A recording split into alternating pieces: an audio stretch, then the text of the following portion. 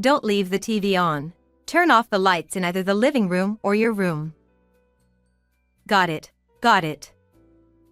I'll save energy properly. I left the house to go shopping far away. Whether we are leaving or at home, our family works together to save energy by making sure we don't forget to turn off the lights or adjust the air conditioner settings. Today, as usual, I went out with the family reminding each other to be careful. However, when I came back a few hours later, our precious home had completely changed. If you love saving so much, let me save energy for you. The sinister sound was her laugh. Sneaking into our home, she turned off the circuit breaker, causing a major incident. The reason she did such a thing was, my name is Luna. I'm 29 years old and married to Ollie, who is my age. After our marriage, we moved in with his family. His mother had already passed away, and his father, who had a chronic respiratory condition, was living alone. My husband, worried about his father's health, persuaded me to move in while I continued working. His unmarried sister was also living there, but I couldn't get along with her. His father, who was gentle and kind like my husband, was the opposite of his sister, who had a volatile temperament. I, being straightforward, often clashed with her, and as her elder, barely managed to keep her in check. If it weren't for her, our lives would be peaceful. However, within 6 months, his father's condition worsened. He needed an oxygen inhalation device to stay at home. Both my sister-in-law and I worked, so we couldn't help his father during the day if anything happened. While it was necessary to find a safe environment like a care facility, his father refused to leave the house filled with memories of his late wife. After discussing with my husband, we concluded that forcing him out of his home would be detrimental to his health. So we decided to hire a helper, but this led to another problem. My sister-in-law didn't like having strangers in the house and started harassing the helpers. She would secretly insult and annoy them, claiming, if they can't provide proper care, we can't trust them with father, and kept complaining to the agency. Many helpers quit, and when we figured out the cause, it was too late. The agency told us, we can't send anyone new, essentially giving up on us. What should we do? We've been rejected by this company too. We're probably blacklisted. Damn, it's because of her. Known as a troublemaking household, we couldn't rely on helpers anymore. We sighed and had to think of other solutions. My sister-in-law, naturally selfish and isolated from the family, was frequently admonished by my husband, which led to fierce sibling arguments. He eventually told her, move out and be independent. But being scolded only made her more hostile towards me, the less resistant target. You're the one who got married into this family, so you should take care of him. My brother can't quit his job, but you can. Hearing this, my husband would argue again. This didn't allow for a peaceful life for his father either. Though it was annoying to agree with her, there was no other choice. His father, concerned about my unfamiliarity with the environment, put on a brave face to help me settle in. Feeling indebted to him, I said, I'll quit my job and take care of your father. I'll also start learning about caregiving. He's my family too. When I decided to resign for caregiving, both my husband and his father tearfully thanked me. Learning about caregiving from scratch was difficult, but his father always encouraged me kindly. The only constant was my sister-in-law, who remained at home without helping with housework or caregiving. On her days off, she would disappear, likely going out to have fun. Though I spent more time at home, with caregiving and studying, it was hard to keep up with everything. Despite dividing chores with my husband, there were gaps, and she would quickly criticize. You decided to do both caregiving and housework, right? You like doing everything yourself, don't you? Whenever I retorted, she would respond with sarcastic remarks. She continued to harass me but would get caught and scolded by my husband. Every time, she would say, "Father is too kind to say anything. I'm saying it on his behalf." Naturally, there was no improvement, and dealing with her constant interruptions was increasingly stressful. I felt immense respect for the helpers who managed to care for his father while enduring her behavior. Both his father and my husband were fed up with her persistent attitude. One day, while secretly discussing with my husband how to encourage her independence, she announced, "I've got a fiancé, so I'm moving out. Bye, father. I'll visit sometimes." She left suddenly, and while we were taken aback, the house became much more peaceful without her chaotic presence. Though there were discussions about moving his father to a care facility due to his age and condition, I had become more adept at caregiving, so we decided to continue home care. Though she lived with her fiancé, she frequently returned home. "What's for dinner? It'll just go to waste, so pack it for me. I'll take it home." It seemed she was relying on leftovers to avoid cooking for her fiancé. Her selfishness remained, treating me like a housekeeper. Don't order Luna around without helping, Anna. Yes, yes. Sorry, Luna. Satisfied? Now hurry and make dinner. She ignored his mild reprimand, brushing it off. Honestly, cooking the same amount as before wasn't the problem. The real issue was the expenses. Despite moving out, she contributed nothing financially while taking advantage of everything, straining our budget. Moreover, she had no sense of saving energy or money. "Anna, please turn off the lights in unused rooms. Are you going to the bath or not?" She lay on the sofa, playing games on her phone, with the TV on and all the lights in the bathroom and changing area turned on but with no intention of moving. Trying to get her to choose between the game and the bath, she glared at me. "Fine. I was just about to go, so don't interrupt me." Always nagging about saving energy like an idiot. It's not even significant savings. You're so stingy, old lady. Anna. How dare you speak like that? I meant big sister.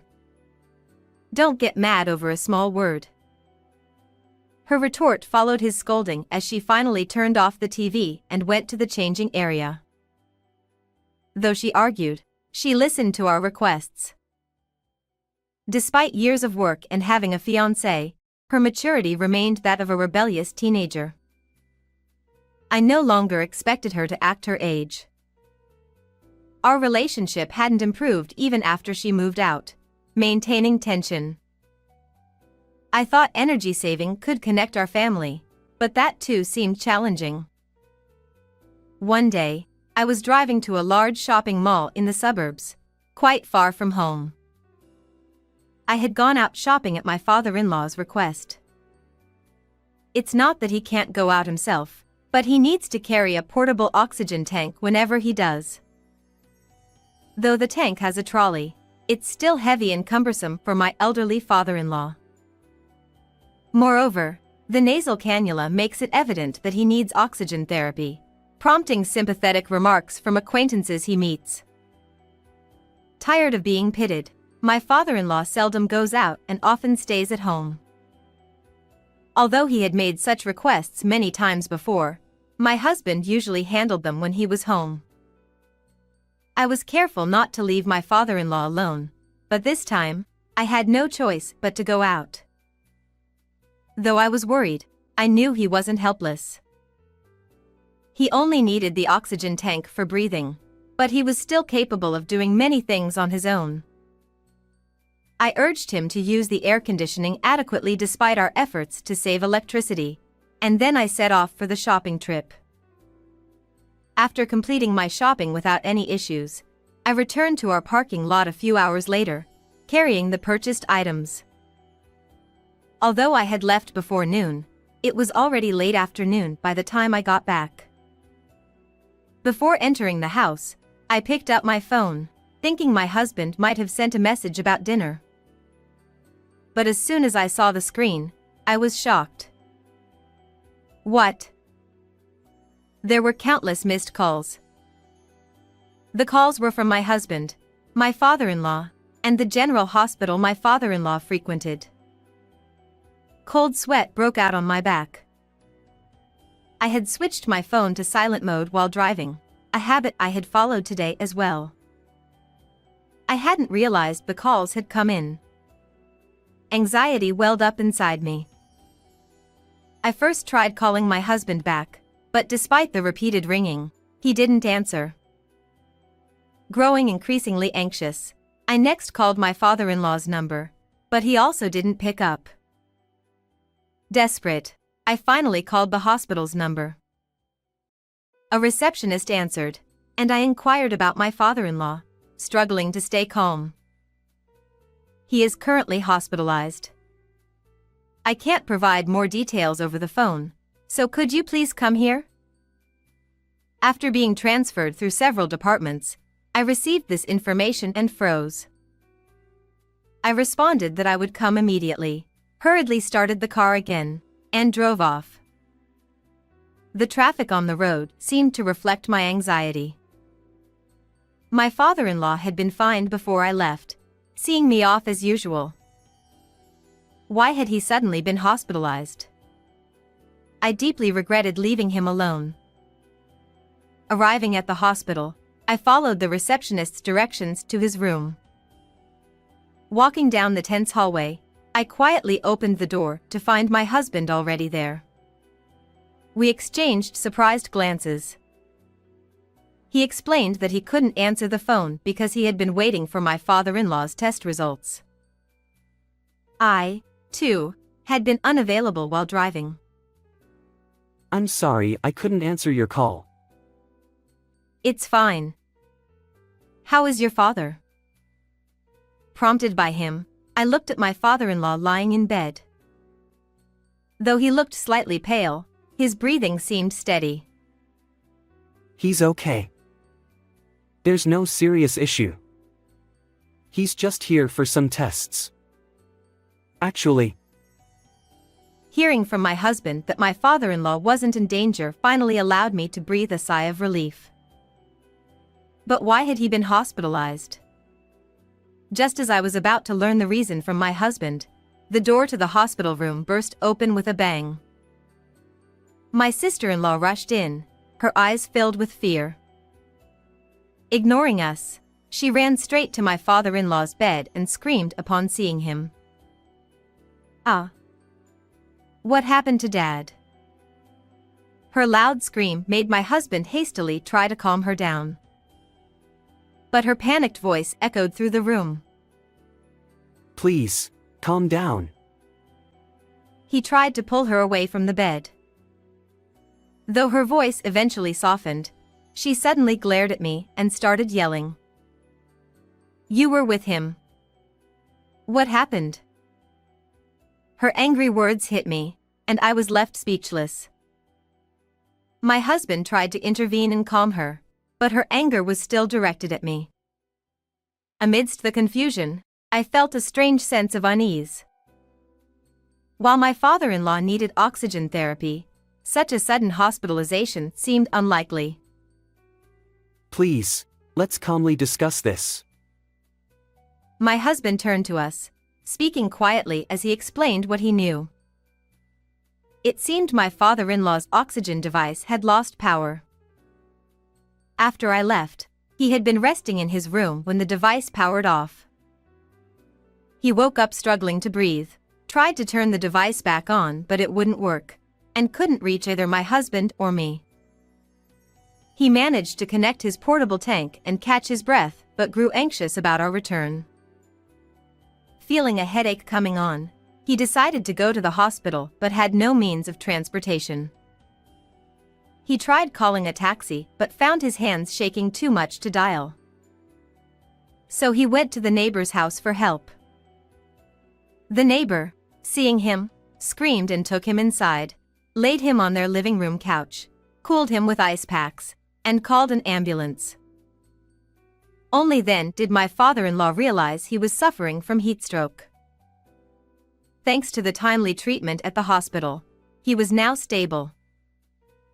According to the doctor, my father-in-law's age made him less sensitive to heat, and he mistook his symptoms for aging issues. With convulsions setting in, immediate treatment and a few days of observation were deemed necessary. After hearing this, I asked my husband a pressing question. The device losing power. It couldn't have been the plug. We installed it so it couldn't be easily unplugged, right? My husband frowned, looking thoughtful. My sister-in-law remained silent, but her face was visibly pale. You're right. It shouldn't have unplugged on its own. I checked when I went home to pack for the hospital. The plug was still in. What? Then why? His words only deepened my confusion. He had gone home to prepare the hospital bag and checked the device, finding the power off but the plug still in. He now looked at my sister-in-law with a stern expression. Her face, as pale as a ghost, suggested she was hiding something. Before I could comprehend why my husband seemed so angry, he raised his voice at her. You turned off the breaker, didn't you? Say something. His voice echoed through the room, making her jump and start trembling. She opened her mouth to speak but seemed unable to form words. Then my husband pulled something from his pocket. The hospital had called us multiple times, but my husband had been the first to answer. When he went home to pack, he immediately noticed something wrong. The house was unusually hot, and none of the electrical appliances were working. Checking the breaker, he found it switched off. Puzzled, he recalled our home security cameras. We had installed several cameras years ago after a break-in, and they had remained for our safety. Despite our efforts to save electricity, these were deemed necessary. I found this on the cameras. I transferred it to my phone to show you both. My husband showed us the footage on his smartphone. First, what appeared was the familiar entrance to our home. A few minutes after I had left, my sister-in-law showed up. I was surprised to see that she had come to our house, and I couldn't help but glance at her sitting next to me. She used her own key to unlock the door and went inside. Unlike her usual loud self, she was moving around cautiously, almost as if she was checking to make sure no one was around. It looked like she was confirming my absence. My husband operated the smartphone, switching to the camera inside the entrance. The location of our breaker is near the ceiling of the shoe cabinet. My sister-in-law climbed onto the chair we used to put on shoes and opened the breaker cover. What is she doing? Even though I knew what was going to happen, I couldn't help but scream.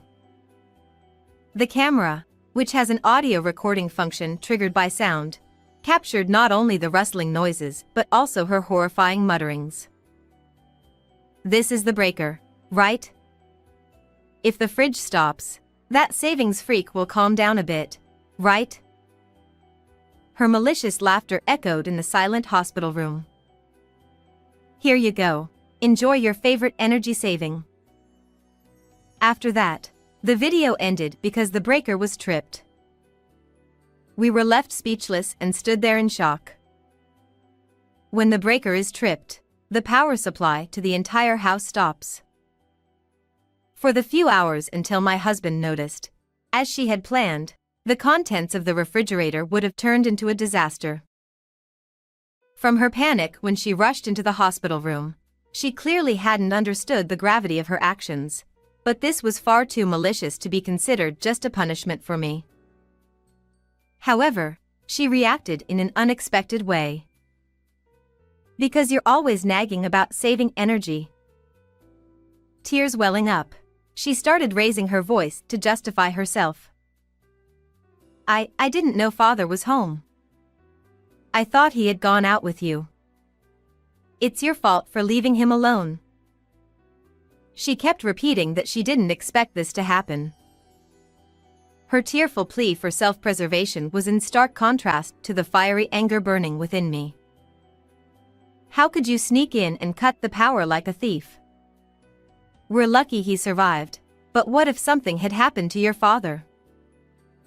I couldn't help but lash out at her, but she raised her voice even louder to blame me. It's your fault. It's all your fault that father ended up like this. Her accusations pierced my heart. True, I shouldn't have left him alone. Wasn't it my mistake to leave him behind, saying it would be a burden to take him out? In the tense hospital room, suddenly, the atmosphere was shattered. Be quiet. The father-in-law, who should have been asleep, shouted at her. He couldn't speak very loudly due to his illness.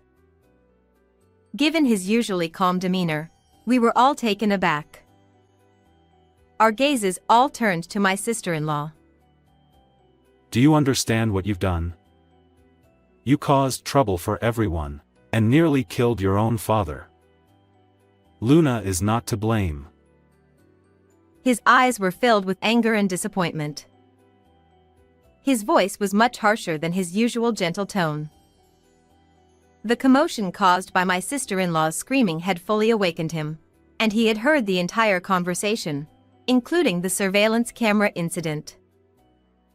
If you keep this up, get out. And don't ever come back. His sharp reprimand left my sister-in-law pale and frozen, but soon she started to cry loudly. It was incredibly annoying. She was apologizing to her father, but he responded, You're a nuisance. Get out. With that, my husband escorted her out of the hospital room. A few days later, my father-in-law was discharged. When my husband and I went to pick him up, he greeted us with a relieved smile, his health having improved. But upon returning home, my sister-in-law was waiting in front of the entrance. Since that incident, she hadn't shown herself to us. We had expected her to apologize, but the words that came out of her mouth were the same as before. It's your fault. Everything that happened to my father is because of you. Both my father-in-law and husband looked exasperated. Seeing her once again trying to blame me, my father-in-law stepped forward. You should be grateful we didn't call the police. What you did is unforgivable. His cold voice left her speechless. But he didn't stop there. He was utterly disgusted with her. You're disowned. It's unbelievable that you still don't understand the seriousness of this situation. As I said at the hospital, don't ever come to our house again. With a stern tone, he dismissed her and entered the house. She stood there in shock, unable to move, probably never expecting to be disowned by her own father. My husband and I believed his anger was justified, and we decided to continue supporting him. We left her standing there and went back inside. After that, my sister-in-law tried to contact us multiple times to apologize. But my father-in-law ignored all of them. He had no sympathy for her after all the trouble she had caused. Neither did we.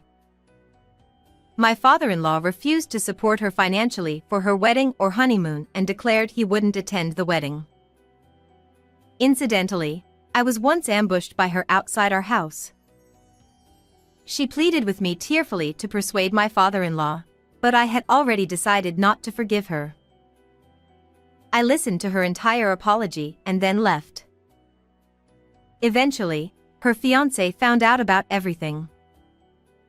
He had initially contacted my father-in-law out of curiosity about the odd refusal to attend the wedding. When he learned that my sister-in-law had caused the emergency hospitalization by cutting the power, he turned pale and apologized to my father-in-law. Unlike her, he was a sensible person. He said, "What she did is attempted murder," and ended their engagement. They hadn't moved into their new place yet, so that was cancelled too. My sister-in-law had already quit her job, claiming it was for the marriage.